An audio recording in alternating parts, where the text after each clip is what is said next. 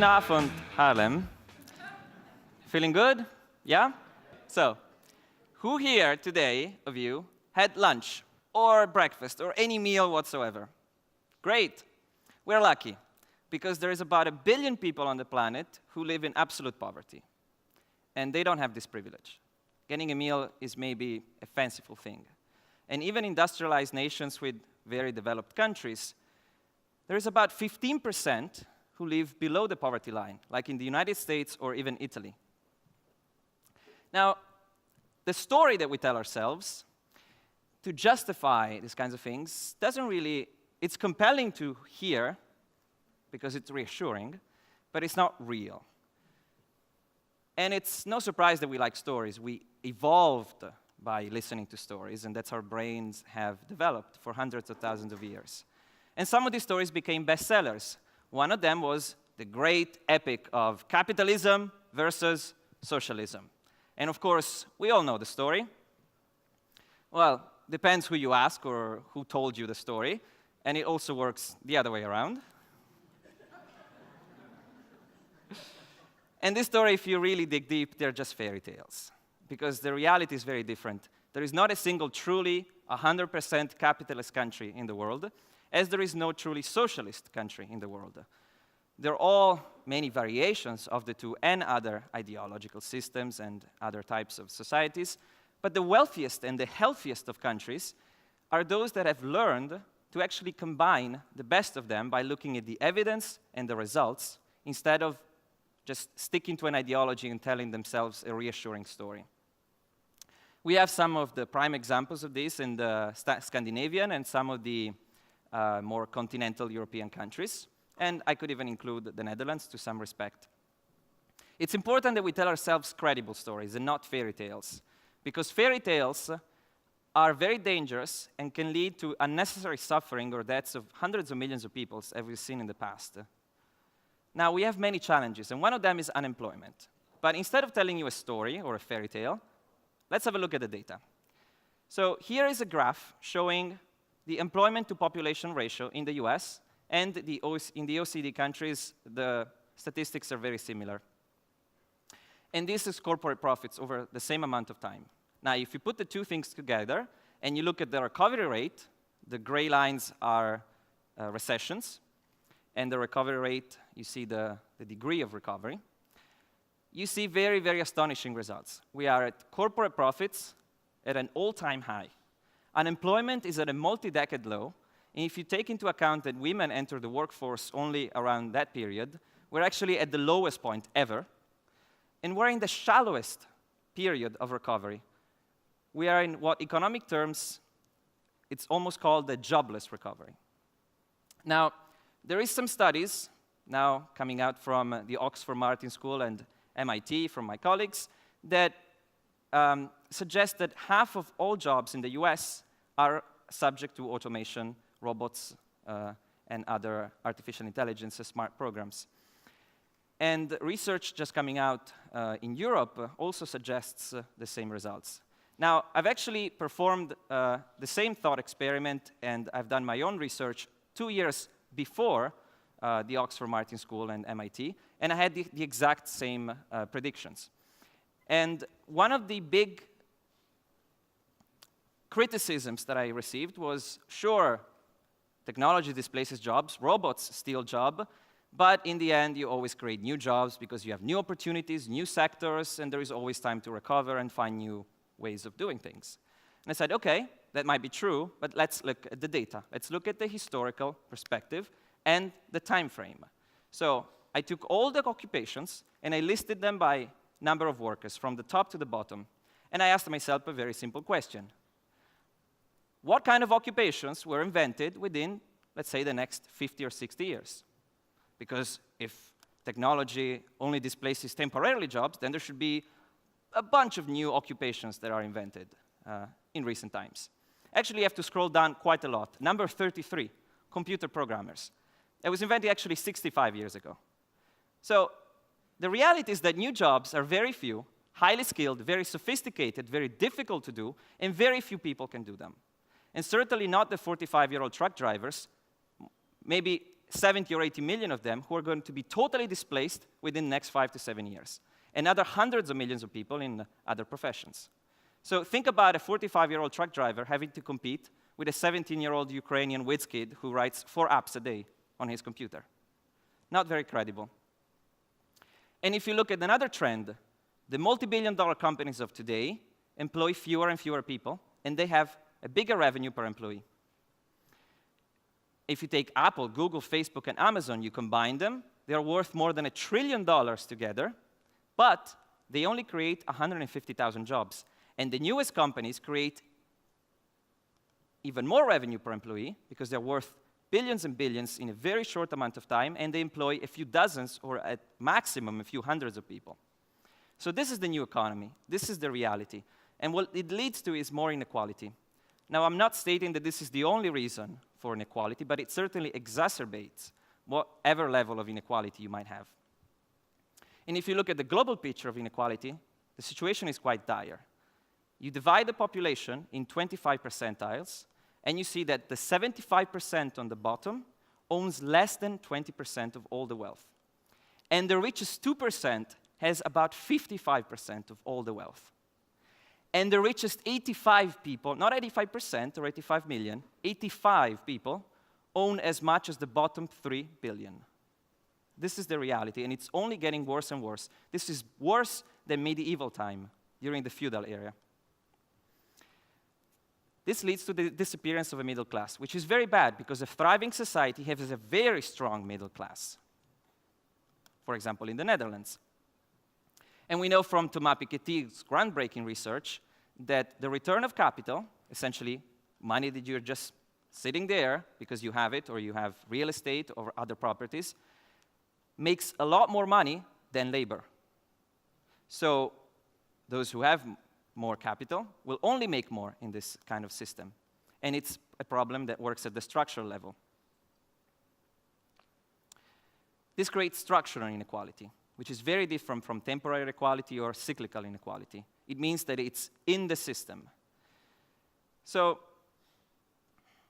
the story that we tell ourselves, or better yet, the fairy tale, is that this process is not only inevitable, but it's the nature of capitalism. And there is nothing to do, because things are just the way they are.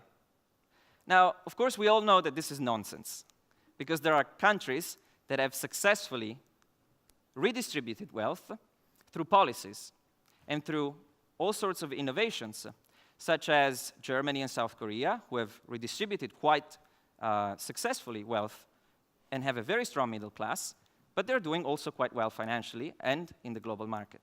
So it's not impossible, but it's very difficult. Even so, nobody has a long-term solution for structural technological unemployment, which is just on the horizon, and actually we are already experiencing some of it in some countries. One of the proposed solutions is an unconditional basic income. So, first of all, what is it? Well, very simply, it's free money for everybody. That's the simple version. The more elaborate is a lump sum of income that is distributed unconditionally, without any strings attached, to every person in a country, every month. Now, I realize that we might be plagued by selection bias. This is a TED crowd, but I'm going to ask this question anyway. So, if you think having a basic income, giving free money to everybody is a good idea, raise your hand. Okay, perfectly 50-50 almost. Great. Now, there is a lot of public debate, luckily, on this subject, and it's good, because this is a very old idea, and now it's been rekindled in the imagination and the spirit of the people. The problem with the public debate that I've noticed is that it's very much based on ideology and the moral argument. So whether you agree or not, I'm not very much interested in that. I'm interested in the fact that nobody's having a real discussion. Very few are having a real discussion about this topic. They either agree because of some ideological reason, some idea that they have about what people might do or what is morally right, or you might disagree because you think it's atrocious, it's not going to work, or you can't just give people money for whatever reason. But we're all forgetting the most important thing, which is asking the right questions. Questions such as, how much will it cost? And how will you pay for it? How can you finance it? Will people stop working if they just receive an income? And will it actually solve the problem? This is the main question. And what is the problem that we're trying to solve? Because we should focus on the goal, not the story or the fairy tale that we tell ourselves and we are very attached to and we defend.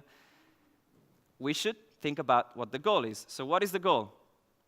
Otherwise, it's going to be just like the discussion with capitalism and socialism all the way around for another 100 years. We don't have that time. So what is the goal? It's difficult to reach a consensus. But I think a good starting point is to start from Article 25 of the International Declaration of Human Rights from the United Nations, which states that everyone has the right to a standard of living adequate for the health and well-being of himself, his family, including food, clothing, housing, medical care, and necessary social services, and so on. So the question is, does a basic income fulfill this goal or not? Because if it does, I don't think it really matters your ideology, because you're actually fulfilling the goal. And if it doesn't matter how good the idea sounds. If it doesn't work, it doesn't work. So the only way to know if it actually works is to look at the experiments. And nobody actually cites the experiments or the results. They just pass it along and say, oh, we've done the experiments, and we know that it works, and it's settled. No, it's not settled, because these are the countries where we've run the experiments, okay? Might sound promising, but there is 14 countries. And out of these, there is actually 200 countries on the planet, so that's reality check for everybody. Only 3 of those were actually an unconditional basic income, and only 2 had more than 1,000 people in the study. Okay, so this is the reality. We don't have a lot of evidence either for or against the basic income. We just don't know, because we haven't done enough experiments. So let's have a look at these 2 experiments. Canada, in the 1970s, for 5 years, about 10,000 people received around $500 a month. They wanted to know if people would stop working. And it turns out, not really. No, people worked just as much. Only 2 categories worked a little less. Women who took extended maternity leaves, which I think is good. You spend more time with your kids. And young boys worked less. But there was a higher completion rate in high school for young boys, meaning they stayed more in school instead of going to work right away, which also I think is good. And then an unexpected result, a lower hospitalization rate. This is one of the things that you discover when you actually run the experiments and see what happens in the real world instead of just making everything up in your head. The second experiment was in India, much more recent, 3 years, 2011-13, about 6,000 people with a control group of another 6,000 received about $4 a month. Might not sound like a lot, but in rural India, this is actually 40% of your subsistence. Yeah, not everybody has 1,000 euros just laying around like that.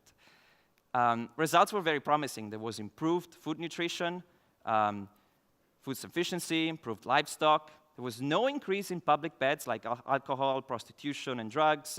There was a reduced illness. A lot more people were going to school, especially girls who are usually marginalized in society. So it's great that a lot of girls were going to schools. And people, very counterintuitive, were 3 times more likely to be entrepreneurs and start their own business. So people were actually working more, and they were taking more risks, and there was more innovation. So this is reality. Now, these results are promising, but in no way conclusive, because they're very small and very few, these experiments. And to reach our goal, we actually have to ask some other questions and answer them. For example, what happens with rent? So let's suppose that starting tomorrow, each one of us receives 1,000 euros every month. So 1,000 euros just magically pops in your bank account every month, the same day. Well, what happens to rent? If you're not a homeowner, you have a landlord or a landlady, what's stopping them, other than policy or other mechanisms, to raise the rent exactly 1,000 euros? Because that's what market dictates. You're just going to put as much as possible as rent, as much as people can afford. And if you're raising the same to everybody, well, that actually only increases inequality because you're moving more capital to those who already have capital. because of Piketty's research. So actually a basic income would actually increase inequality and increase poverty and destroy the middle class even faster. Then if you're getting rid of most social programs and you just kind of say people are free to do whatever they want with the income, so we don't need all this bureaucracy, there might be a drive to privatize a bunch of things because you don't need so much social programs and government involvement.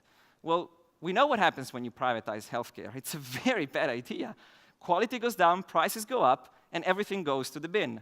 So whatever solution we come up with, we have to remember that it's not going to be a panacea because things need to be contextualized, and if they're implemented, they must be comprehensive in a comprehensive package of larger reforms that look at the whole ecosystem and the larger implications of what you're doing. And they must be different in every country, because different countries have different social contexts, social adaptations, and social norms, and not everybody at the same cultural level. So it's never going to be a one-size-fits-all solution. And the problem is that we don't have enough experiments. We need more data, but most of all, we need better data. In particular, we need experiments, and I make out a call for everyone who's a policymaker or is working at university or has any power whatsoever to influence things, to start trials, talk to me, talk to other people in the basic income community, and let's make them with at least 10,000 people, with a control group, so you know what you're accounting for. It must be truly unconditional. Everybody receives it, no strings attached whatsoever. Otherwise, it's not going to work. It needs to be for more than 2 years, because what people do, if they know that it's going to be in the long term, is very different. They make plans about the future. If they know it's just going to last 6 months, you're not going to see the social dynamics that actually unfold in a complex society. NMI must be a true basic income, not a fraction of a percent of like 10% or 40% of the poverty line. It must be, many economists suggest, about half the median income or somewhere around that number. And finally, we need detailed feasibility studies, because there are now some preliminary studies that suggest that it might work financially, but we don't really know, because no one has actually done a thorough research looking at all the implications all the way down in the economic activity in the larger sense, looking at the broader picture. So we need to get in touch with universities, with professors, with economists, with policymakers, with experts, and with entrepreneurs. Yes, with entrepreneurs, because there are new technologies and new innovations that can help us simplify bureaucracy. Because now it's easier than ever to run a basic income experiment thanks to technologies such as the blockchain and cryptocurrencies. And in developing countries, mobile payments are very successful, like in Kenya. There are now lots of groups that are trying to implement a basic income through cryptocurrencies, and the Swiss in Switzerland, they're going to vote this year on a basic income on a public referendum. Now, I have a feeling that it's not going to pass because they haven't done a feasibility study, and the discussion is at the ideological level. So a lot of people are rightly not convinced because no one has actually taken the time to run an experiment or do a proper study. So there are some worrying trends that we need to think about. We have aging population with fewer people being able to pay taxes and more people requiring a pension. Raising inequality, we have the prospect of technological structural employment and the disappearing middle class. All of this is very worrying. And if we just tell ourselves stories and fairy tales, that this is the way things are and nothing's going to change and we can do anything about it, it's just going to be like the climate change debate, where we're just running around in circles and there is not really a debate, the facts are out the window and it's just ideology. It's going to be a disaster if we treat it in the same way. So we need a serious, real public debate, looking at the data, looking at the evidence, getting in touch with experts, civil society, policymakers, everybody, to have a real public debate, so we can find together solutions. So we can reach our goal to give a high standard of living to everybody. All 7.2 billion of us who are sharing this amazing experience for a very brief moment in this pale blue dot floating above the sky. And there is, in the words of the great Carl Sagan, there is perhaps no better demonstration of the folly of human conceits than the distant image of our tiny world.